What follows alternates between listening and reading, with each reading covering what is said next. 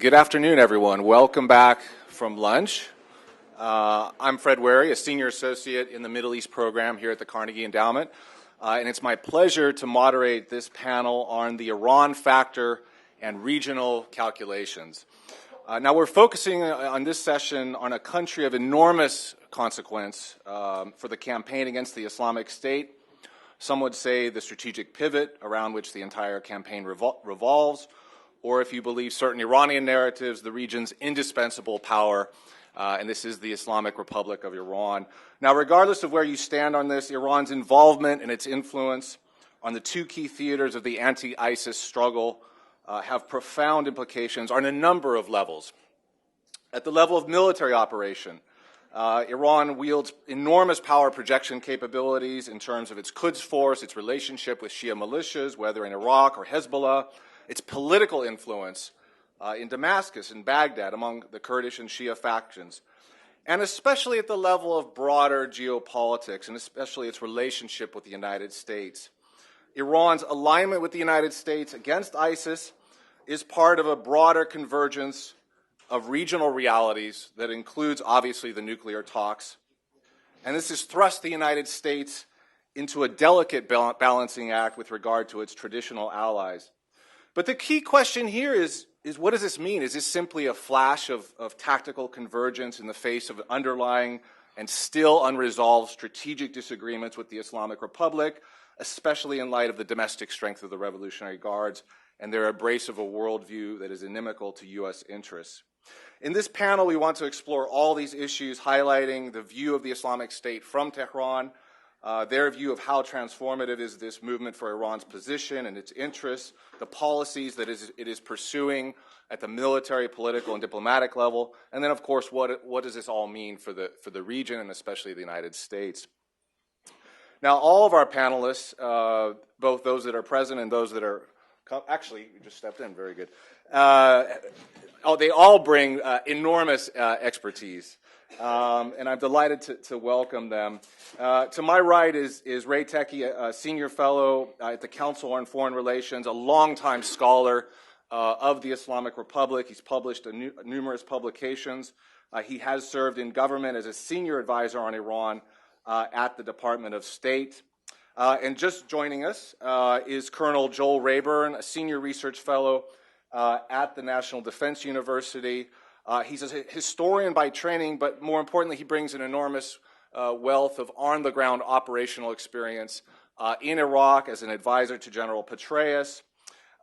We actually had the pleasure of serving together in Baghdad in 2008, working on some of these issues. And then, of course, to my left, my colleague Karim Sajidpour, a longtime student of Iran and a senior associate here at Carnegie. So, Ray, I'll start off with you, and I believe we talked about a broader sort of scene-setting discussion of Iran's views of the Islamic State and their regional policies. So. Sure. Thanks again for inviting me. I'll just say a couple of things as a way of introduction to what Karim and Joel have to say. First of all, I think if you're looking at the Middle East today, see, my talk's already being provocative. If you look at the Middle East today, it's a very different Middle East than the one that we grew up in. One of the things that was said about the Middle East prior to the Arab Spring is that whatever the deficiencies of the state power may have been, the state governments in the Middle East were often corrupt, certainly economically mismanaged, but they had command of their territory. That's no longer the case in a number of Middle Eastern countries. That's not the case in Libya. It's not the case in Iraq. It's not the case in Yemen, Syria. It's never been the case in Lebanon. And this is essentially, you're beginning to see, to some extent, the fragmentation of Middle Eastern states along sectarian and ethnic cleavages. This creates enormous opportunities for sort of a mischievous actors looking at the Middle East, because as the state power decomposes and as you begin to see people sort of clustering together in various identity groups, at the same time, what is taking place in the region is a sort of an Arab Cold War, or a Cold War. In the 1960s, it was called the Arab Cold War, which pitted sort of what was called radical republics, Egypt, Syria, and so on, against conservative monarchies, Jordan, Saudi Arabia.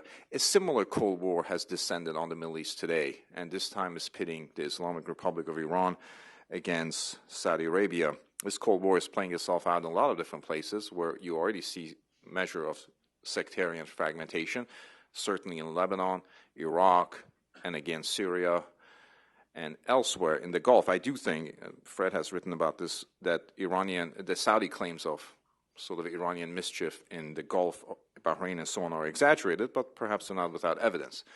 So you begin to see, in my view, ISIL is not a new phenomenon, but in the future we'll see many ISILs. Again, history of the Middle East has had ISILs before. In the early 20th century, there was a Sunni radical group sort of galloping across Arabian heartland, beheading people in the name of religious orthodoxy, sanctioning its activities by using austere Islam. That became the House of Saud. So the House of Saud was the original ISIL. And you see other sort of things like that taking place. At the time when the state is no longer in control of its territory and people are relying their co-religionists and tribesmen and so on for protection and services, you are likely to see manifestation of many such groups that happen. Now, Iran has always had a contradictory policy toward Iraq, and I would say rather a consistent policy towards Syria.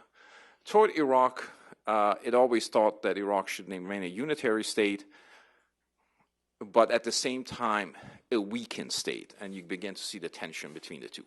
It sought an Iraq that was dominated by Shi'i political actors, but nevertheless made some accommodations, cosmetic or otherwise, for the Sunni minority. You begin to see the tension between the two. And it has also been extraordinarily involved in some of the problems of Iraq that Iranians helped to create, this sort of a sectarian polarization that has taken place in the region is very much, to some extent, the product of Iran. So to some extent, they're suffering from the problems that they helped create themselves. And right now, I think they have learned some of the lessons of the Maliki regime and pushing the new regime in a different directions, perhaps in a greater degree of inclusion. I think Iranian material assistance is not insignificant in battling the Islamic insurgency in Iraq, but I also don't think it will be material. I do think that they tend to exaggerate the level of support that they give as a means of maintaining leverage on all the actors. I don't accept sort of Arab Gulf claims that Iranians are actually secretly funding ISIL. But nevertheless, I think Iranians have a capacity of some degree of tactical dexterity. Iranian policy towards Syria has always been consistent. From 2011, they have maintained that Assad would survive, and they didn't think history was going to end or redefine itself, and they made substantial investment in that survival. Unlike the Russian Federation, I don't think that Iranians are necessarily beholden on the Assad person, but nevertheless some measure of influence in Syria beyond the Assad dynasty. In both places, actually, where you listen to the Iranian debates and discussions, they too find themselves very comfortable in the new Middle East. Which is kind of paradoxical because nobody's really comfortable in the new Middle East. Their claim is that actually they have a history of operating in sort of a murky, muddy places, Lebanon and Afghanistan, and that has given them experience to deal with such situation better than the United States, and in many ways better than the incumbent Sunni regimes. Now, there's been a lot of talk about whether the United States should cooperate with Iran on arresting the surge of ISIL. I tend to be skeptical of those claims. In the new Middle East, where the states are weakened and fragmented, and you have ethnic groups rising and militant groups and factions, you're going to have a great deal of tactical convergence, but that tactical convergence does not necessarily result in strategic commonality. And I don't think they should be mistaken for another. Iran's vision for the Middle East and indeed for Iraq are different than those of the United States. The Iranians were responsible for substantial level of harm in Iraq during the time of its occupation by the United States, principally in terms of transporting munitions and training militias that lacerated American forces in that particular country. And they have played a mischievous and altogether, I think, unhelpful role in terms of the Syrian civil conflict. So I'm not, and also their vision of the Middle East, and particularly their vision of the Gulf, is one where American interest is diminished and American presence largely on its way out. And also, I mean, this is one of the things that often is never discussed. The Iranians have rejected cooperation with the United States toward ISIL. That's the beginning point, and it ought to be the end point. One of the things you can say about Ali Khamenei, and Karim has written about him more incisively than I have, is he's a person, I would say, of integrity. He's not corrupt, and veracity. He tells you exactly what he means. You know, he's made his views on the United States, international system, and international history quite plain. You can reject those, and you can say he doesn't mean it, but actually, as you have said to me, his views are internally consistent, and he elaborates on them quite frequently. So I'm not quite sure if there's likely to be a significant degree of cooperation between the United States and Iran in the Middle East, or some sort of a détente. There's no real commonality of perspective, commonality of values, shared strategic assumptions, or a shared vision of the Middle East. There will be tactical cooperation or a tactical convergence in the sense both sides will do the same thing, but I'm not quite sure if that will result in a larger harmonious relationship between the two states. Iran remains today, in my view, what it has been for a long time, a strategic adversary, a manageable one. Its strengths should not be exaggerated. Its weaknesses should be appreciated. It is a weaker power in the negotiations. And in the long term, I think there are strategic barriers, organic strategic barriers to projection of Iranian power. They are likely to remain what they are and have been for a long time, a mischievous power. One has maybe some alliances among the Shi'i groups, but I don't buy the claims of Iranian hegemony or predominance over the Middle East. Nobody can be hegemonic power in the Middle East. That the United States has not been able to be the hegemonic power in the Middle East. Great Britain was not, or pretty good Britain, I should say. So I'm not quite seeing Iran as this great threat that could dominate the Middle East, but I also think it'll be a bothersome nuisance actor whose surges can nevertheless be contained. Thanks. Perfect timing. Oh, great. Wonderful. Wonderful. Thank you. And building on that, Joel, I'll turn it over to you to discuss Iran in Iraq. Thank you. Pleasure to be here. Somewhere on a printer. Thank you. Pleasure to be here. Somewhere on a printer at Fort McNair is the copy of my remarks. So I'm going to try to remember. They were brilliant, by the way. I'll email them out afterwards if anyone's interested. I should state up front that I'm here to give my own views, and I don't purport to speak for National Defense University, which is kind enough to host me in my project, or for the DoD or anyone else in the government. And I also don't purport to be an expert on the inner workings of the Iranian regime, so I can only speak based upon what I observed of the Iranian regime's behavior in Iraq during the time that I was in Iraq and have been following Iraq essentially since we invaded, but more intensely since 2005. And based on what I saw in Iraq from 2005 onward, I think you cannot escape the fact that the Iranian regime waged a war against the United States. That the United States sponsored a long and broad military campaign against the U.S. military and against other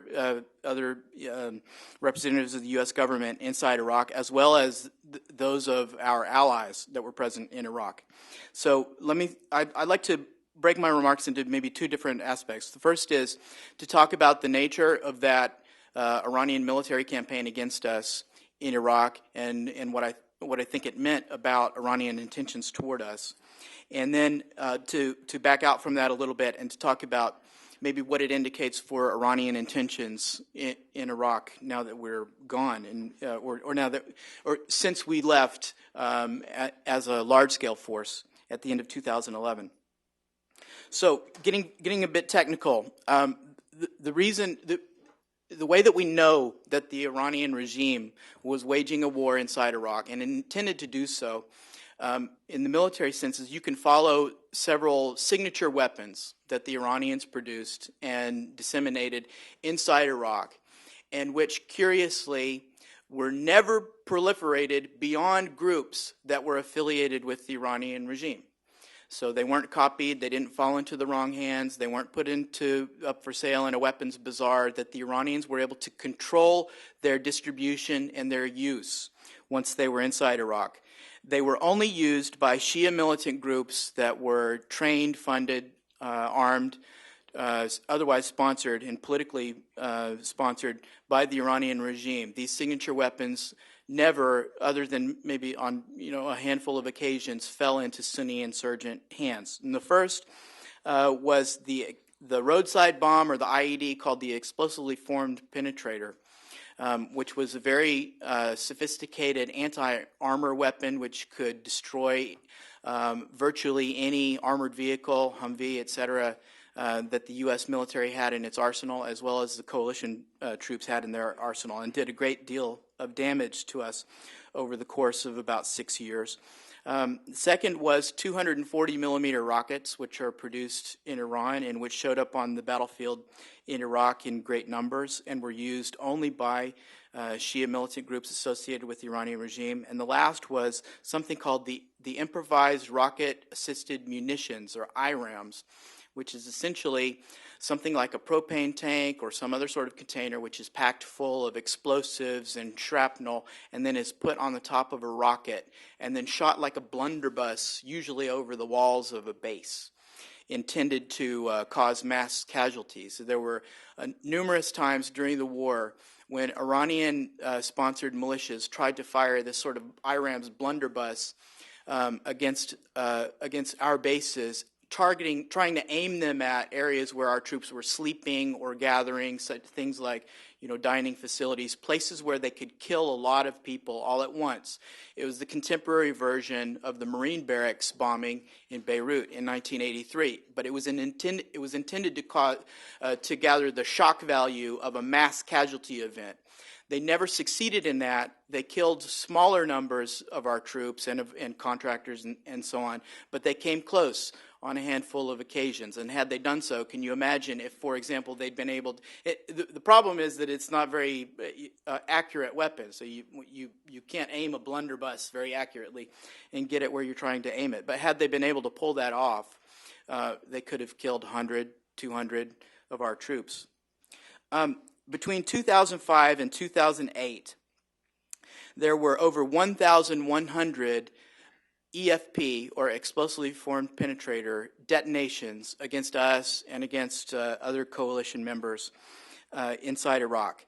And during that time, there were also more than 500 EFPs that were found and defused before they went off. That means that over that 4-year period, there were more than 1,700 EFP attacks or intended attacks against us and our coalition partners inside Iraq.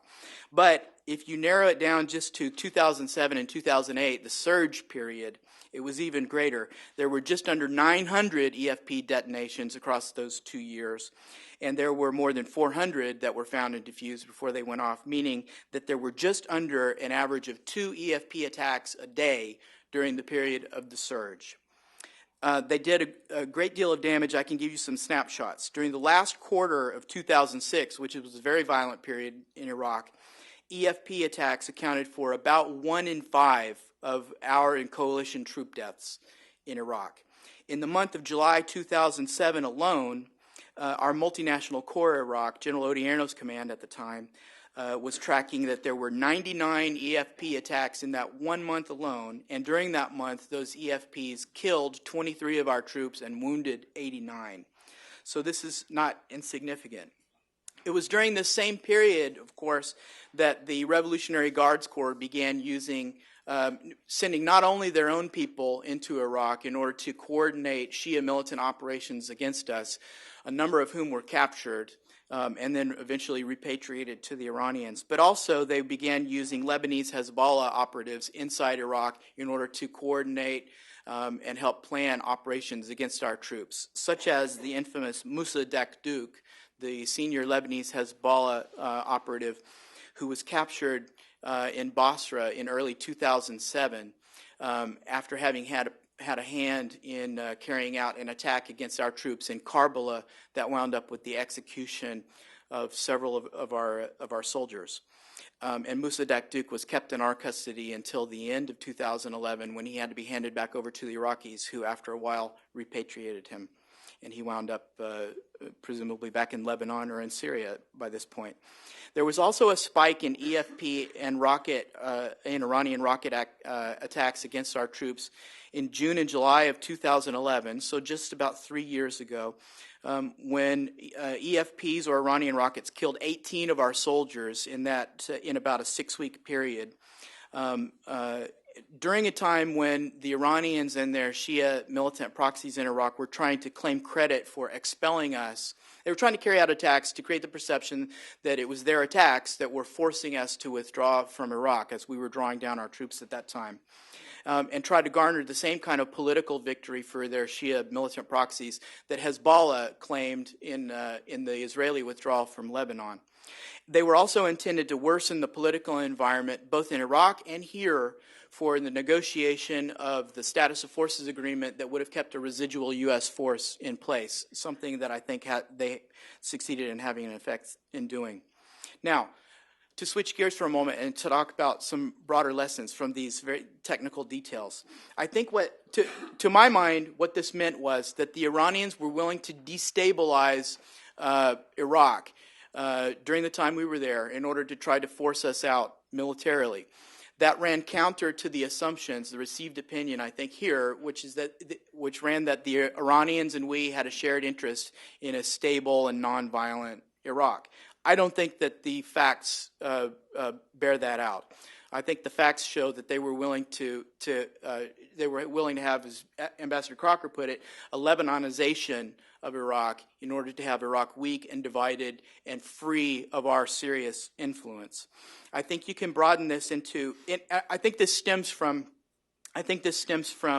the broader interests that the IRGC in particular views that Iran should have in Iraq, and I think they're intended to defeat 5 dangers from Iraq for the Islamic Republic.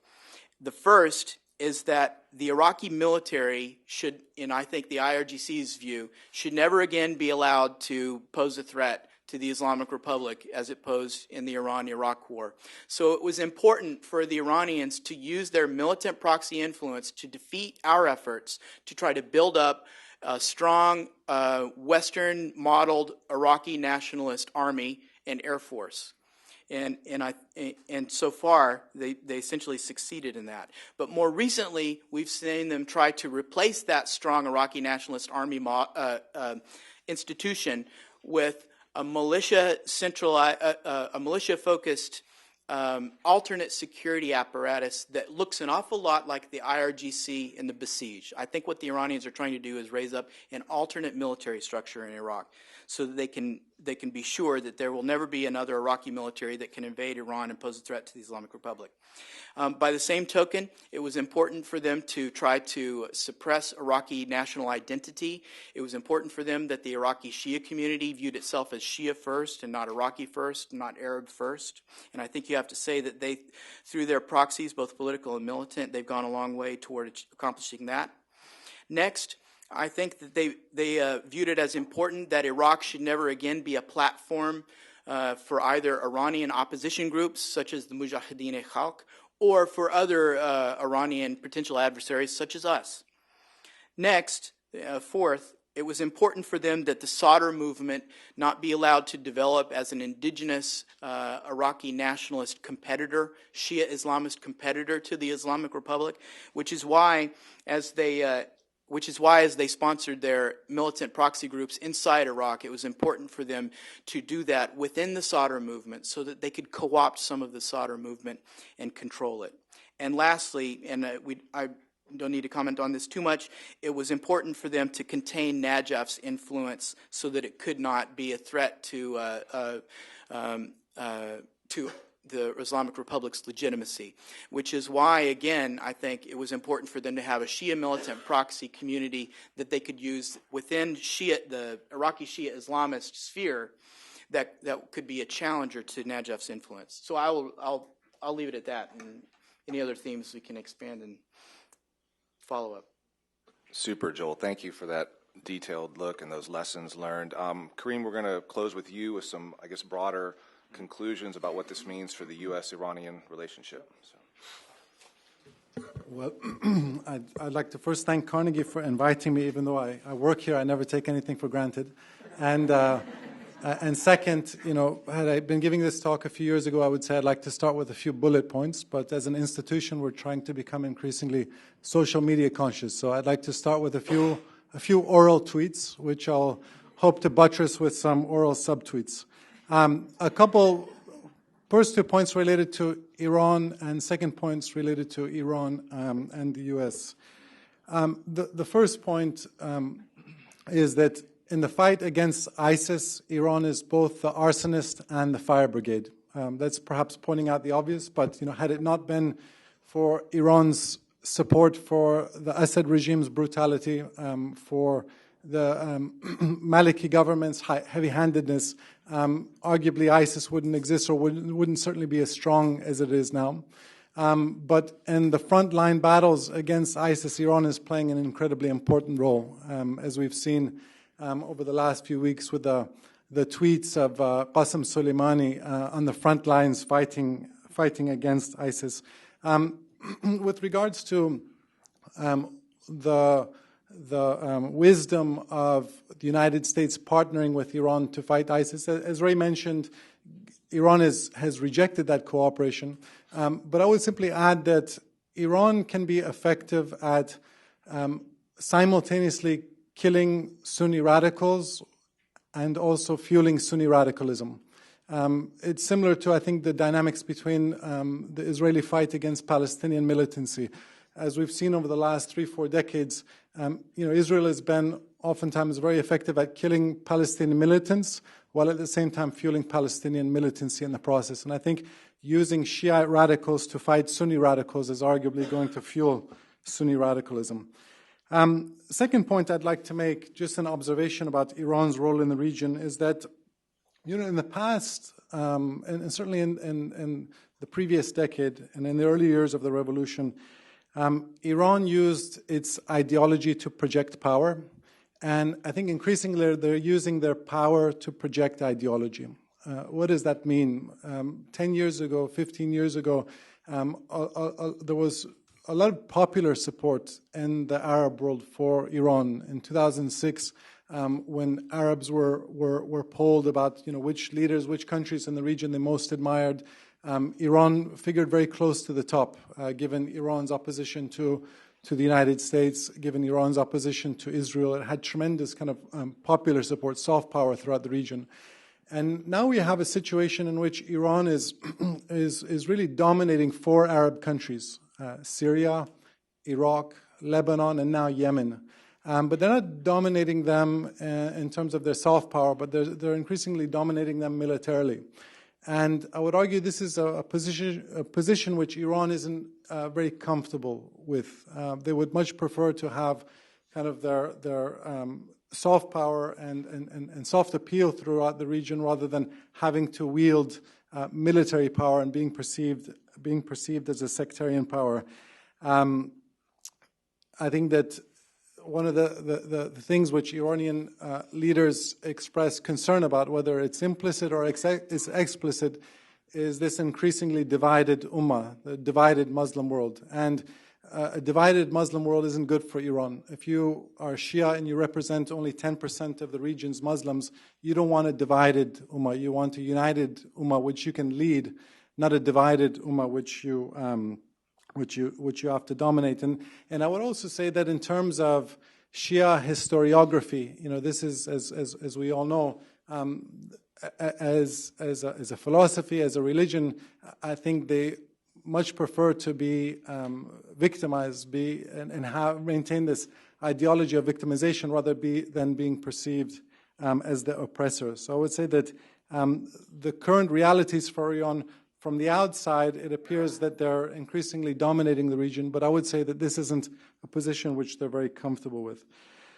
Now, let me move on to U.S.-Iran relations and what ISIS means for U.S.-Iran relations. I would say that one of the important fault lines between the pragmatists and the hardliners in Tehran is that the pragmatists, and I'm talking about people like President Rouhani, Foreign Minister Zarif, they've in the past shown themselves very willing to work with America against Sunni radicals, whereas the hardliners in Tehran have shown themselves willing to work with Sunni radicals against the United States.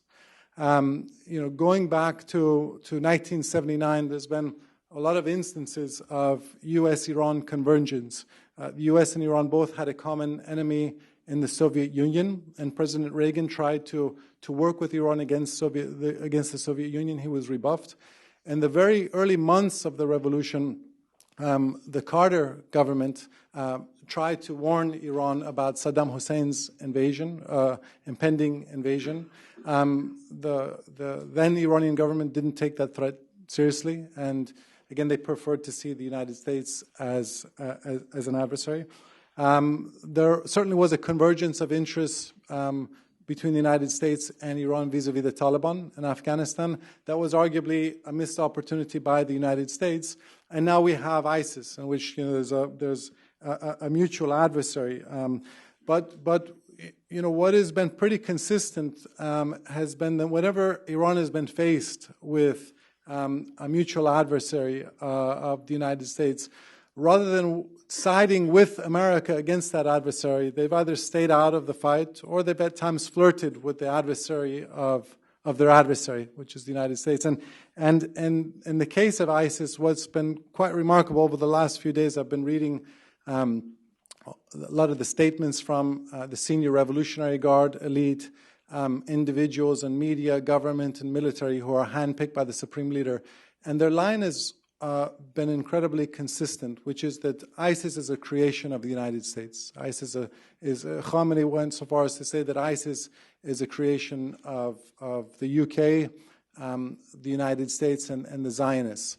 And again, I go back to what I said earlier, that the pragmatists are willing to work. They've said this openly. They're willing to work with the United States against ISIS. And when Foreign Minister Zarif came to New York during the UN General Assembly, in a speech at the Council on Foreign Relations, he mocked those who said that ISIS was created by America. He kind of dismissed them as conspiracy theorists. But 2 weeks later, the Supreme Leader came out again consistently and said that ISIS was created by the United States. The reason why I say this is that I think there's been a tendency as of late to conflate our hopes about Iran and our analysis. I think we all hope that you will see a government in Iran which starts to prioritize national interests ahead of ideological interests, a government in Iran which opens up to the world. I think that's good for Iran, it's good for America, it's good for the region. But I think we oftentimes delude ourselves into thinking that the folks that come and say these things in the United States have real power and influence over these types of major Iranian decisions. When you look at the individuals who do have this authority in the Revolutionary Guards, in the office of the Supreme Leader, they've been very consistent about who their adversary is. And let me kind of wrap up with a final point about, and it's related to this point about the nuclear deal and prospects for a nuclear détente, and whether a nuclear détente between the United States and Iran would alter Iran's regional behavior and bring about more cooperation between the United States and Iran.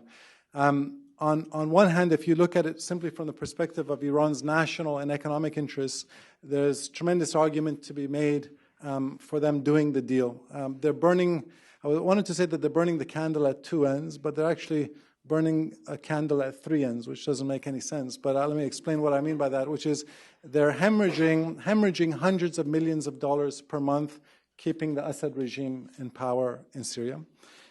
Simultaneously, they've lost tremendous oil production and export and oil payments. This is a country which was at one point exporting 2.5 million barrels per day. Now it's been cut in half.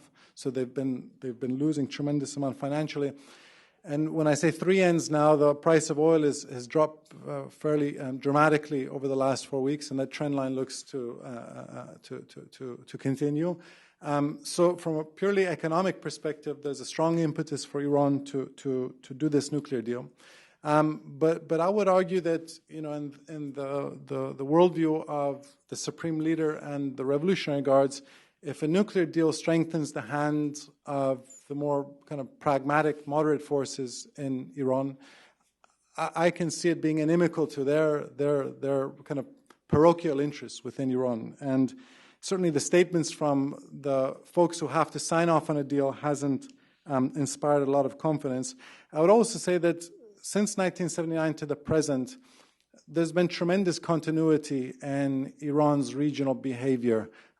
Remember, there was an 8-year government of Mohammad Khatami, a reformist government, and we didn't really see any change in Iran's support for Hezbollah, Iran's opposition to Israel's existence, Iran's support for the Assad regime. So I think that the hope that a nuclear deal is going to really alter Iranian behavior is not really buttressed by the historic record. And you know, between 1979 and 2003, there was no nuclear conflict between the United States and Iran. The nuclear issue didn't really exist, and we still saw tremendous regional rivalry. So I just end by saying that I think as long as this current Supreme Leader, Ayatollah Ali Khamenei, is alive and he's Supreme Leader, I think we will continue to see episodes of tactical convergence between the United States and Iran and tactical cooperation between the United States and Iran.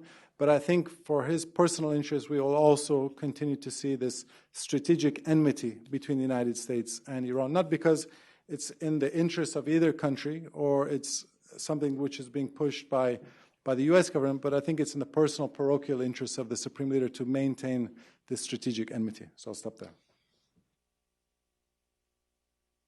For that, thank you, Kareem, for that somewhat pessimistic but realistic appraisal of where things are headed. We're going to turn now to questions in the interest of time. We're going to take three questions at a time. Please do identify yourself and your affiliation, and keep it to a question, please, and very brief.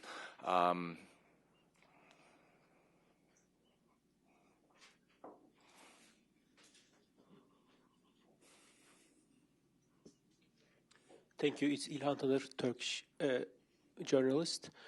My question is to anyone who would like to answer. In February 2014, U.S. Treasury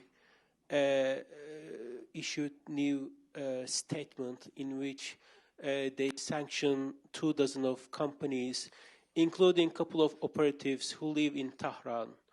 And Treasury stated that these operatives who have been bringing fighters and funds from Gulf and Afghanistan to Syria to Al-Qaeda affiliated groups. When we look at now, it doesn't make sense Iran to help Al-Qaeda affiliated groups in Syria, most likely including ISIS affiliated groups. Is there any way the panelists can shed some light on this Iranian role within the knowledge of Tehran to help Al-Qaeda affiliated groups in Syria? Thank you. Okay.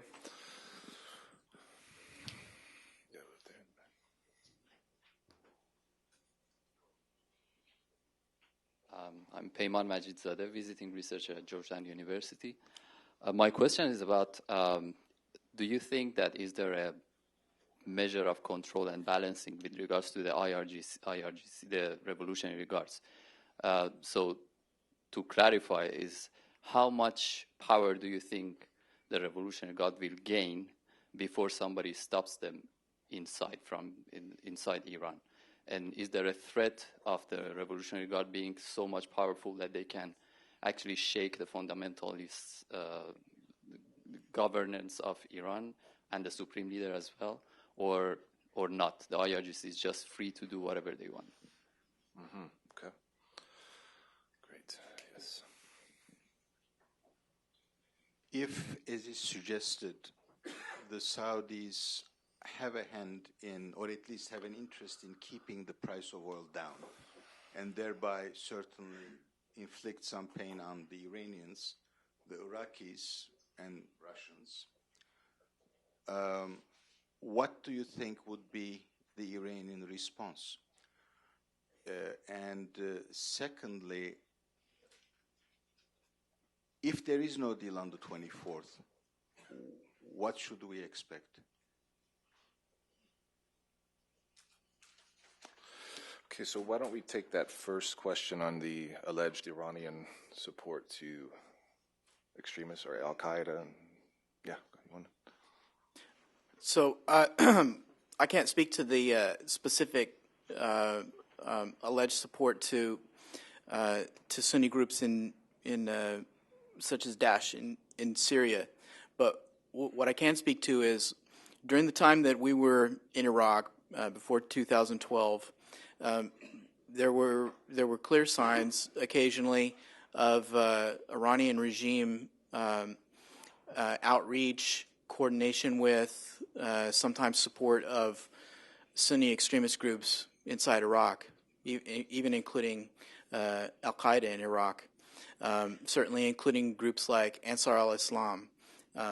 One of the clearest manifestations of that was that Al-Qaeda in Iraq members and larger Al-Qaeda members, so Al-Qaeda members based in Pakistan, were able to cross Iran to go back and forth between Iraq and Pakistan to exchange messages and so on between Zawahiri and the leaders of Al-Qaeda in Iraq, which is the role that, for example, Atiya Abdul Rahman had for quite some time, who until he became the ill-fated number 3 in Al Qaeda, the guy who always gets killed. He was the head of the Al Qaeda support network inside Iran that was sending fighters and money and so on into Iraq mainly through Iraqi Kurdistan. So there is a precedent for the Iranians reaching out to groups that it would not appear they would have an interest in promoting, in order to try to unleash them against a common enemy. I can only speculate that if they did that in Syria, it was in order to unleash the more unsavory Islamist radical elements against what we in DC we term as the moderate Syrian opposition or the Free Syrian Army.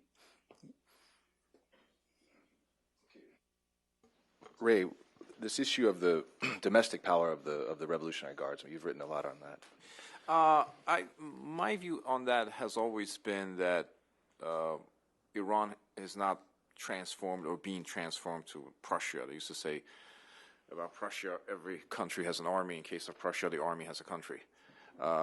I think there's subordination to clerical authority, and I think it's a relationship that works for both sides. The guards require the ideological legitimization of the clerical leadership, and the clerical leadership requires the muscular power of the Revolutionary Guards. But they share a common ideological influence toward each other. So over the time, of course, the role of the guards have grown, particularly in terms of economic power. That's not particularly unusual in developing countries for the military to be part of the commerce. I mean, we saw that with PLA in China, because they bring certain skills and attributes, particularly in aftermath of the Iran-Iraq War, when the task was the physical reconstruction of the country. The Guards Engineering Corps and firms and so on were instrumental in that. And over the years, that economic power has grown.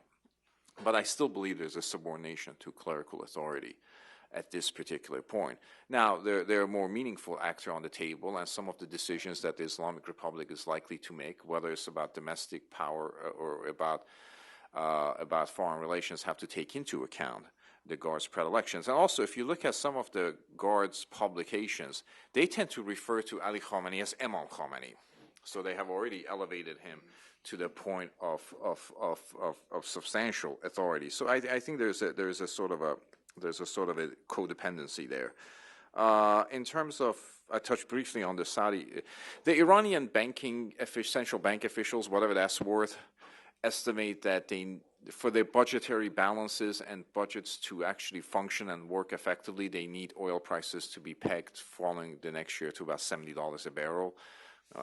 Who knows about their statistics and so on. I do think if it is true that the Saudis are kind of manipulating the petroleum markets to the detriment of their competitors, that's kind of a dangerous game.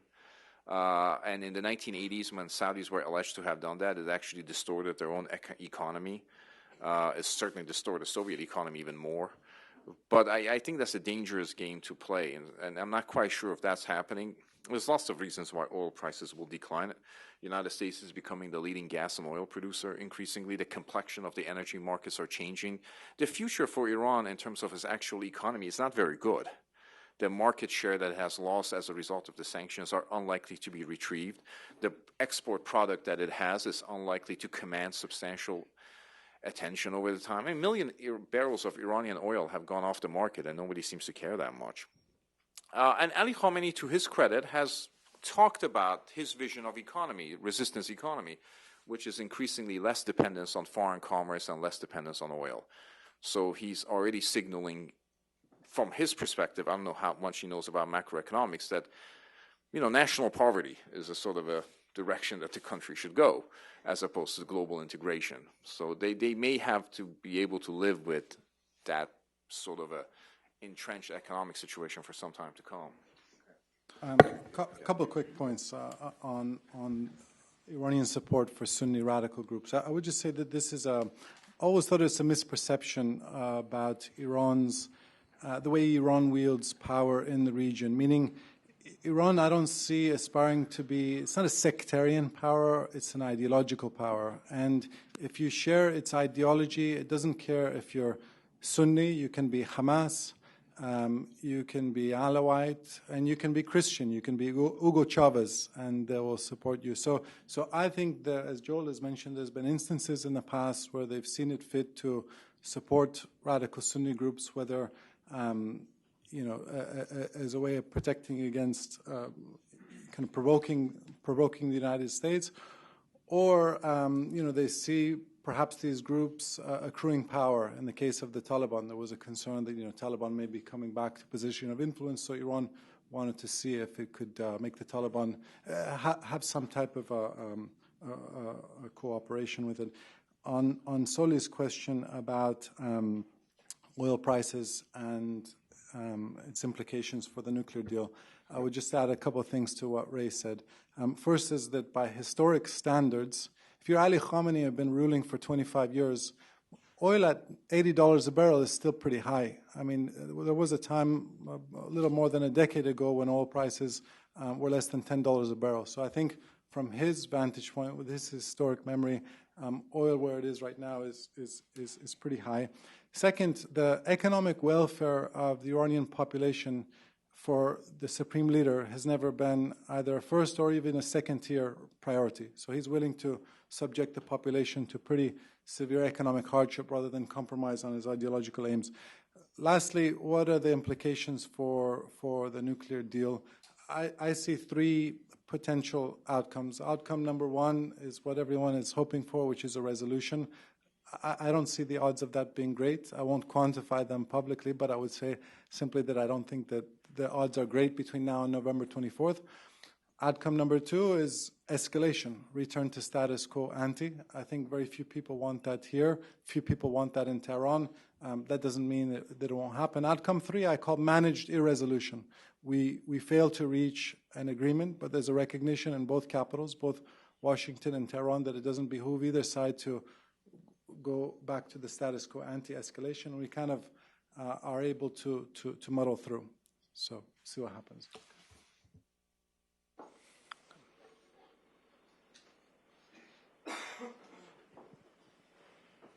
Thank you. Hanif Kashani, the Brookings Institution. I want to know, could any of the panelists touch on the Iran-Kurdish Balancing Act in regards to battling ISIS, whether it's Syrian, Iraqi, Turkish, or even Iranian Kurds? Thanks.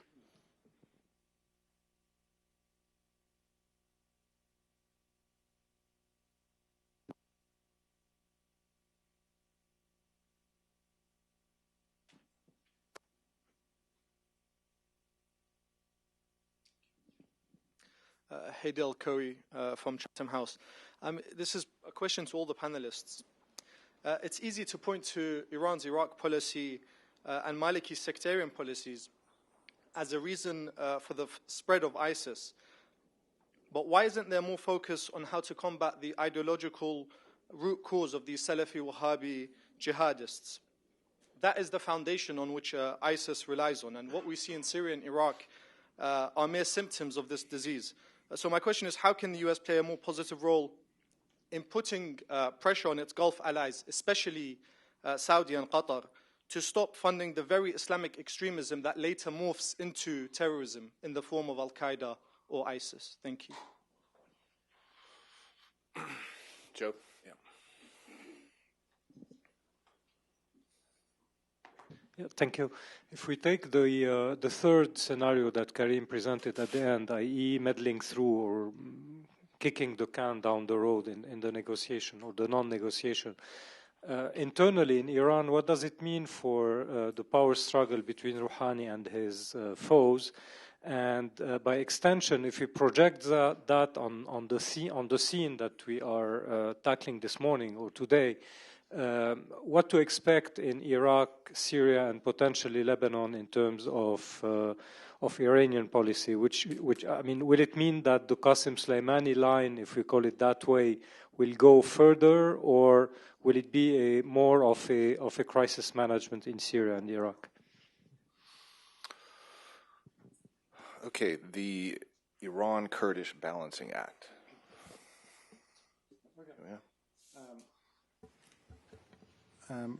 As we've seen, Hanif, the Kurds have been incredibly grateful about Iranian support to protect them against ISIS. There was some Kurdish officials who've been visiting D.C. In recent months, and they would argue against what I said earlier about the dangers of U.S. partnering with Iran to fight ISIS, saying that, with the concern that it could actually fuel the Sunni radicalism that we're trying to fight. And they say it's too late for that. This is really an existential issue right now, and they've been tremendously grateful for Iranian support.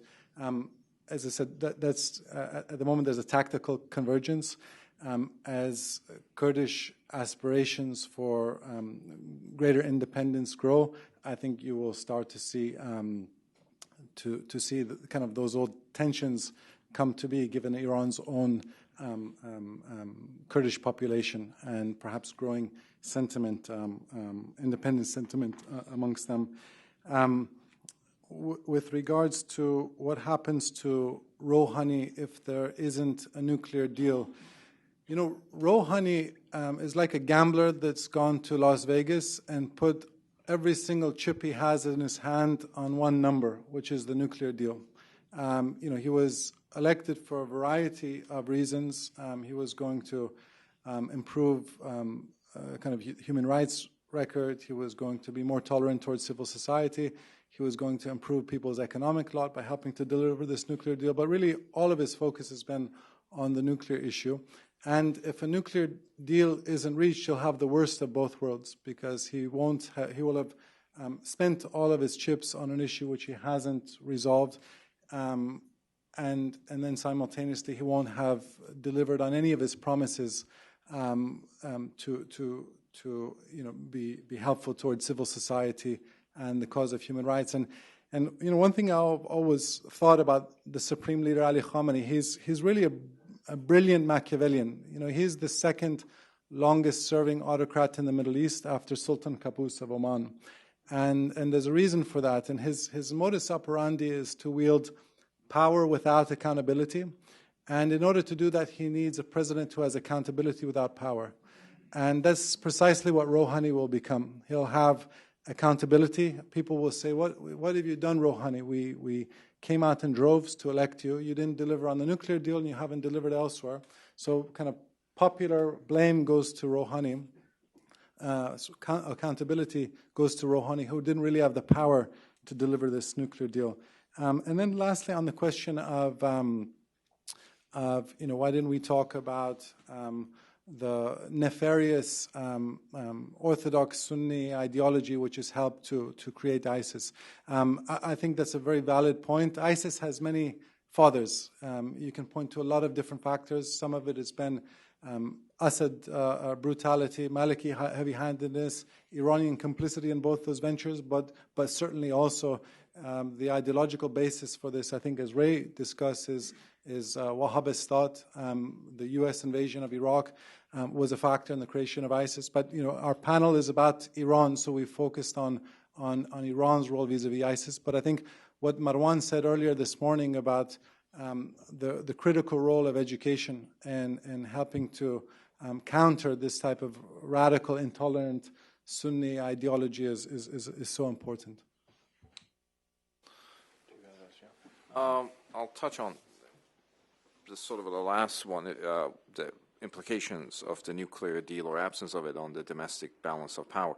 If you look at the history of Iranian presidencies since the end of the Iran-Iraq war, that's 3 presidencies of Rafsanjani, Khatami, and President Ahmadinejad. All of them lose power as their presidency progresses, because all of them come in with promises that they're unlikely to deliver. President Rafsanjani came in with a promise of economic rejuvenation, which he did not deliver. Khatami with promise of political liberalization, and President Ahmadinejad with promise of economic justice. All of them had unfulfilled promises, and therefore you began to see erosion of their popularity, and the balance of power shifts to the office of the supreme leader, which is not subject to sort of an electoral challenge.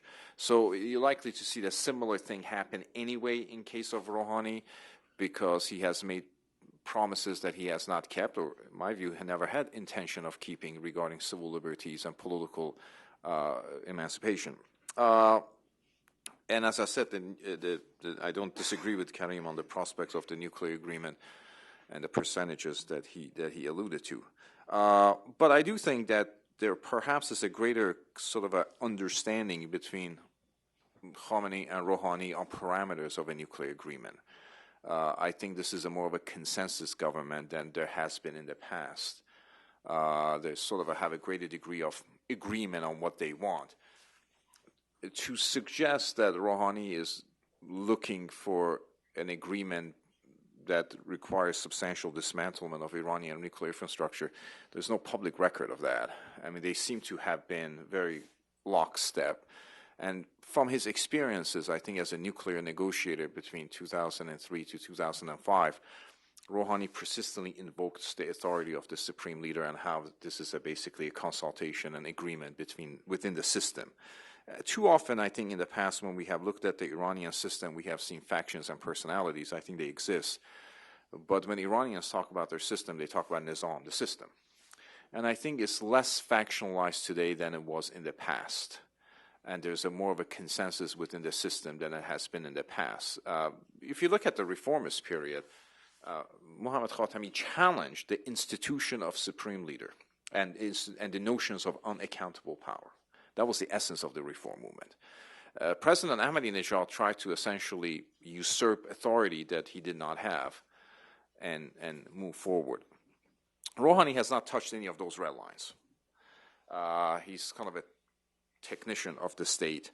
So if you're looking at the Soviet model, he's the Brezhnev of the state. He's not shaking things up. But as I said, in absence of an agreement, both sides, I think, as Karim suggested, have an interest in preservation of the negotiations. The negotiating table has been in existence for 12 years, since 2003. The reason why it's been in negotiation, because everybody has some utility for the table to continue. Iran, neither powers, I think, as was suggested, want to go back to mutual escalation.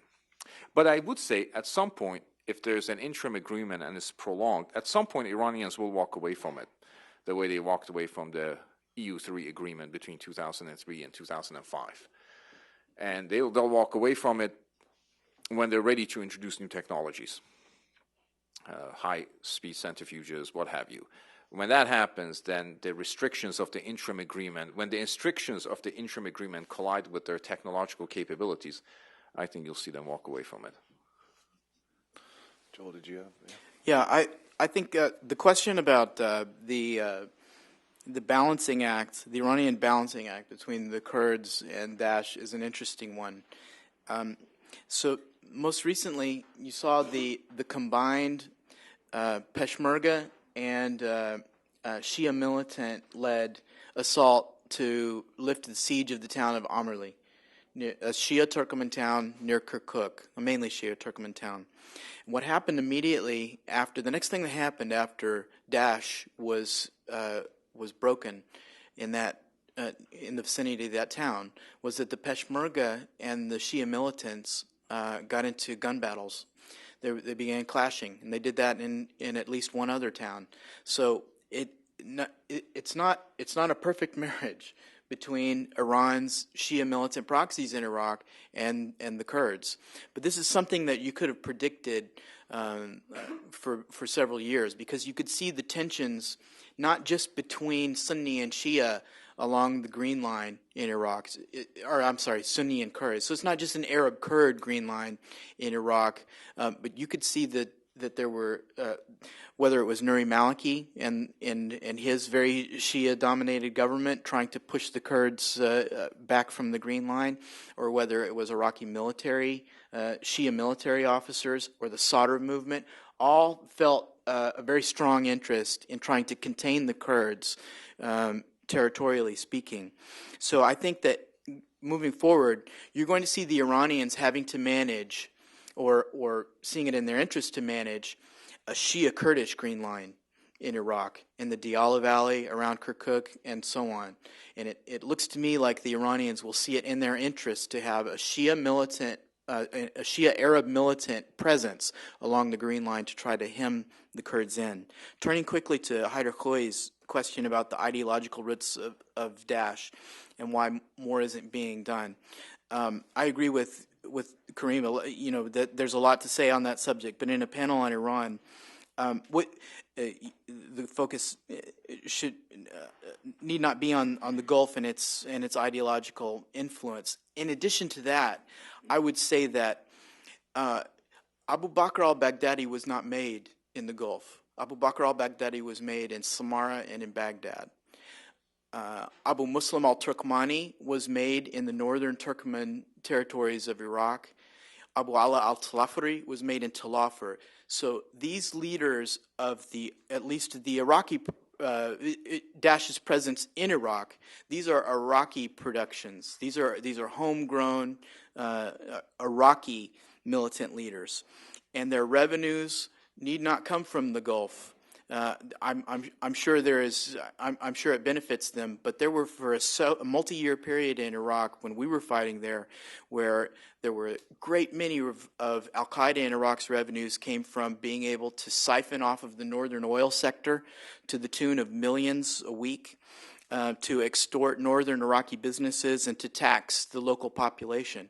And now that they hold those territories outright, they're able to draw a great deal of their resources and sustain themselves from that. I'm willing to bet that if the Gulf money went to zero overnight, that they would still be able to fund their militant operations inside Iraq just based on local revenue streams and being able to exploit local political grievances. Okay. Yeah,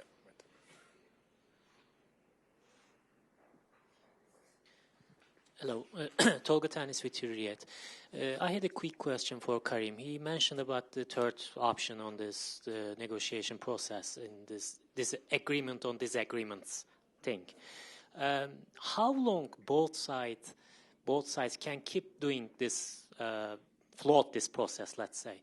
There will be a parliamentary election at the end of 2015, next year. And as a result of this election, a new religious advisor council will be elected, and Council will pick the new supreme leader, as far as I know. What is the role of this process in this negotiation, and what should we expect from this 1 year period until the parliamentary election in Iran from this the negotiation process? Okay, thank you. Yes, please. Thank you. My question is about the impact of any nuclear deal on Iran's support for its proxies in the region, Hezbollah and Syria, everywhere. Because every time you ask here in town about the regional issues, whether they are going to be on the table, they say, no, this is only a nuclear negotiation, and then later on the regional issues will be discussed. What leverage do you think the United States and the West will have on Iran after the deal too? Thank you.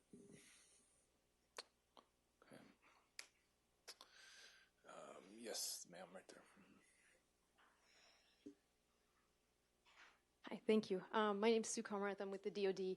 And I had a question about how earlier, Karim, you had mentioned that even during the Khatami regime, that not a lot had changed in terms of Iran's support to proxies like Hezbollah.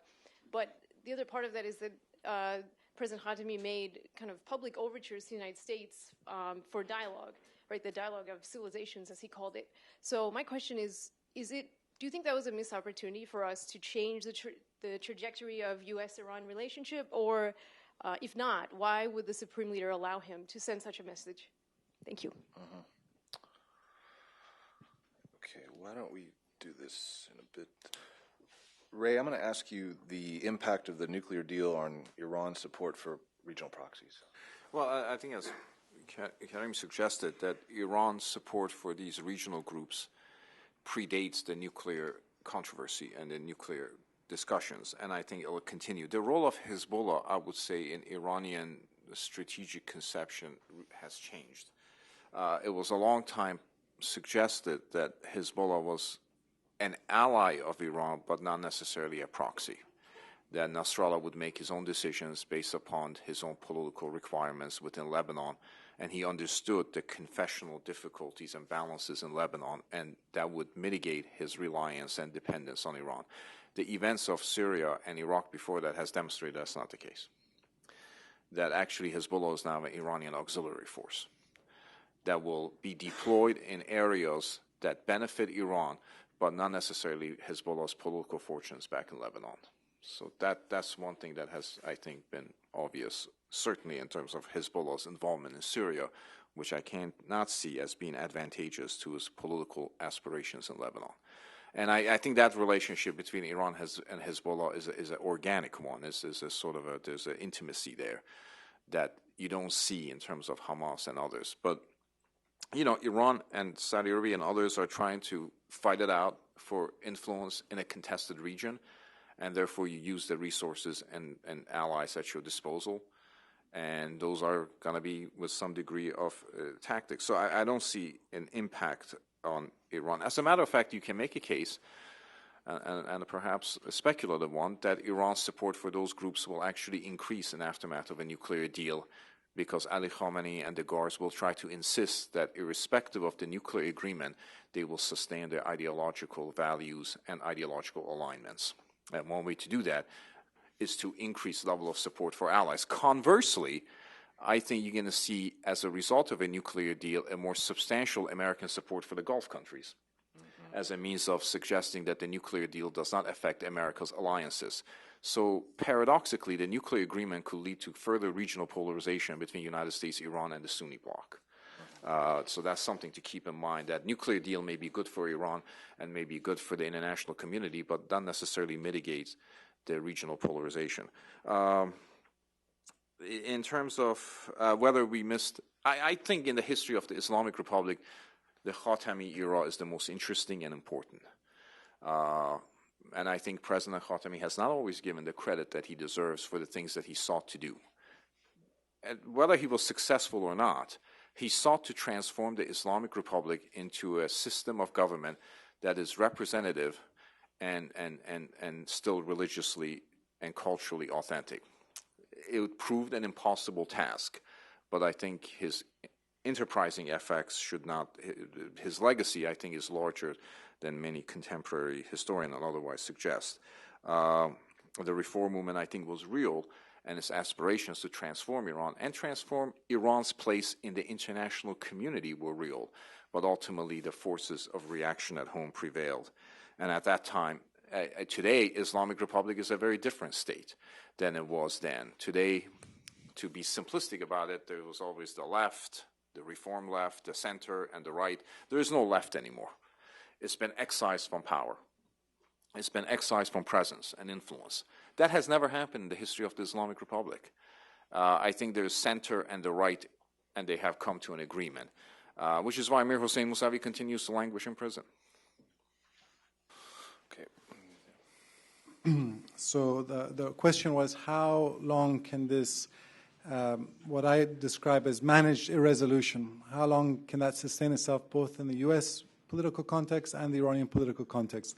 I would say in the U.S. political context, this extension of a deal or managed irresolution can perhaps sustain itself until January 20th, 2017. At least that's what President Obama would ideally like to hope. I've always thought he has two objectives vis-a-vis Iran. He wants to avert an Iranian bomb, and he wants to avert bombing Iran. So if you extend the interim deal somehow, show some forward progress, that's certainly much better. The best is a resolution, but if you can't get a resolution, extending a deal is better than a failure of a deal and return to status quo ante. And the Iranian political context, I think we oftentimes give too much credit to Iranian elections, as if we're talking about Norway. Ayatollah Khamenei is as long as he's healthy, I think there's no signs of any threat whatsoever to his position as supreme leader. So in the Assembly of Experts election, I see him getting unanimous support almost. And as Ray was talking about earlier, it's dividing the spoils between various shades of conservatives. It's not that there's going to be a parliament which comes in and really calls for sweeping change in Iran. I would just say a couple of sentences about the prospect post, if there is a nuclear deal, what happens to Iran's regional policies. The optimistic perspective is that the pragmatists are emboldened in Iran, and we see more pragmatic Iranian regional behavior, which means curtailing of support for Hezbollah, Islamic Jihad, and Bashar al-Assad. The more pessimistic point of view is that Iran is now going to be freed up financially, right? They will have far more financial resources to continue to support these groups. And as I said, I think we always have to warn against conflating our hopes and our analysis. The last 35 years shows that the pessimistic point of view has usually prevailed, and that they're putting their ideological interests before national interests. And then finally, on the question of whether there was a missed opportunity with Iran during the Khatami years, Aaron David Miller, whom some of you know, who covers the Israeli-Palestinian conflict, says something which I really like, which says the Arab-Israeli conflict is not a morality tale between evil and good. And likewise, the U.S.-Iran conflict, there's been certainly times when the U.S. has made mistakes and when Iran has made mistakes, but the Clinton administration desperately wanted to engage the Khatami government, and Bill Clinton himself desperately wanted a deal with Iran. And I think the hardliners in Tehran weren't then ready for a rapprochement with the United States. And I would argue that the hardliners now are not ready for a rapprochement with the United States. And if I were an advisor to the hardliners in Tehran, I would advise them against a rapprochement with the United States, because whether you're Fidel Castro in Cuba or Kim Jong-un in North Korea, I think these hardline groups are shrewd enough to appreciate that they can preserve their power in a closed environment. But when you open up those systems to the forces of globalization, to market forces, they could well be swept aside with the tide. So I think there's a personal parochial interest for the hardliners to maintain this enmity with the United States. Do you have something, Joe? Yeah. Go ahead.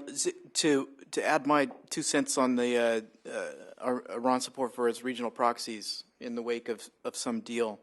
So I guess to think that a nuclear deal will lead naturally to a retraction of Iranian support for its militant proxies means that you think that those militant proxies are cards to be traded away, that the Iranian regime views those proxies as cards to be traded away in favor of, in pursuit of a nuclear deal.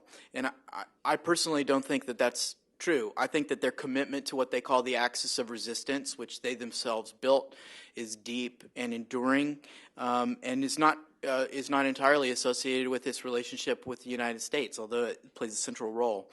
I had a Lebanese Shia analyst once told me, you should think of Lebanese Hezbollah as forward deployed regiments of the IRGC, and then you'll understand their role in Iranian strategy more clearly. I agree with that, but I also think that groups like Hezbollah are also Iran's Cubans.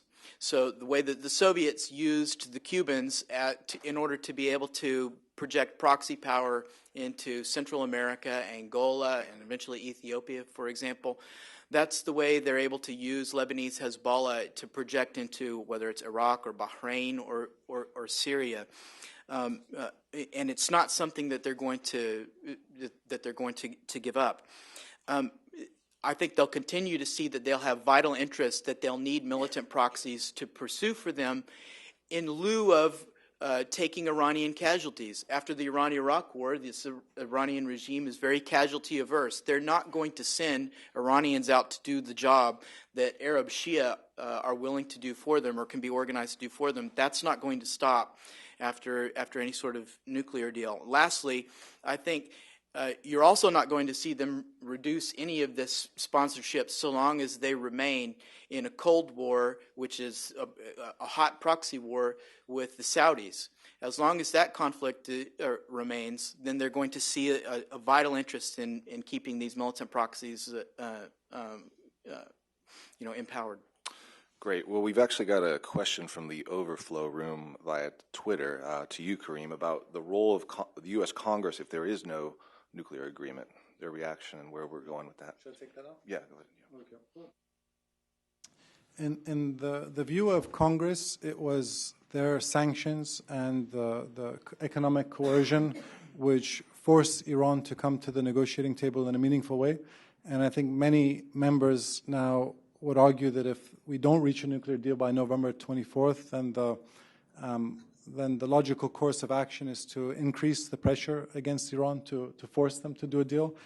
I would say that additional sanctions against Iran will be insufficient to force Iran to capitulate, but they will be sufficient to provoke Iran to escalate. That's my point of view. And I think that on this particular issue, there's a cognitive dissonance among some members of Congress in that they, on one hand, are cognizant of the fact that their constituents are not interested in another military engagement, another U.S. military adventure in the Middle East. We saw Congress opposed a much more limited military strike against the Assad regime in Syria.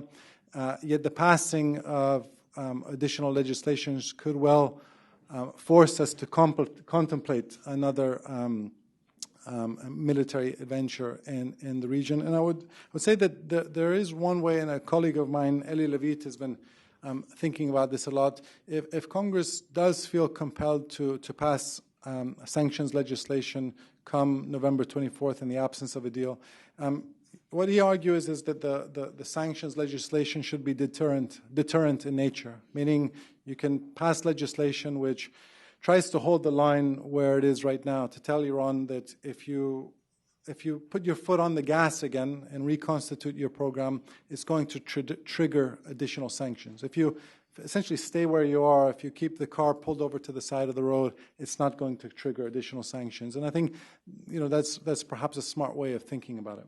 Great. We've got time for two more very brief questions, please.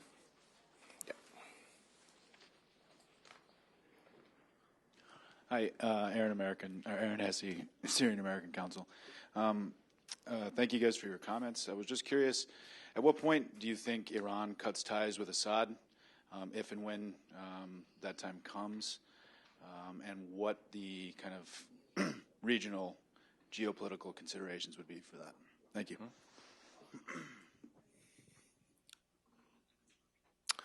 Okay, that makes it easy. So, Ray, would you like to? When they cut ties with Assad, when he's deposed, I think that's when this is going to happen. I don't think they're tied into Assad as a person per se, but nevertheless to a constituency that they have developed in Syria. And as I mentioned, they seem comfortable in operating in a fragmented, messy, murky Syria, Balkanized Syria. That sort of suits their sort of lenses.